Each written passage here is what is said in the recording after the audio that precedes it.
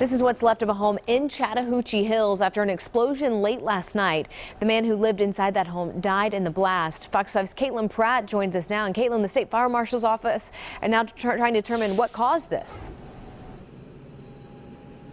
Katie, good afternoon to you. They have a long way ahead to figure out exactly what went wrong behind me. Let's go ahead and show you some new video we captured just within the last hour. It shows state investigators pouring through that rubble.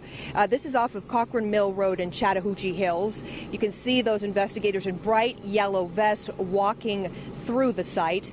83-year-old Charles Miller, who went by Chuck, died in the blast. He lived alone, according to investigators, with his two cats.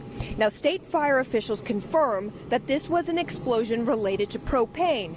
The questions they need to answer, though, what went wrong? Did vapor escape from a line somehow, pool, and somehow ignite?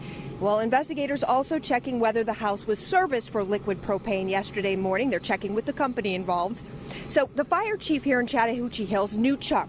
He was the one to respond first last night. He knew the property since he's been there several times. Chuck liked to host often, the chief said, as an accomplished chef.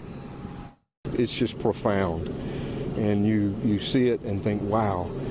And then let the sun come up and you begin to see just how big a debris field, how much devastation to the home. And it really is hard to believe. And so, you hope that there was no suffering. And the state fire investigator says in his entire career, spanning nearly 4 decades, he said this is the worst blast site that he's been investigating. As for a timetable and when their findings are expected, at this point, it's going to take some time, he said, because there are so many unknowns, so many agencies involved in this investigation here in Chattahoochee Hills. That's where we're live. I'm Caitlin Pratt for Fox 5 News. Tragic story there, Caitlin. Thank you for the update.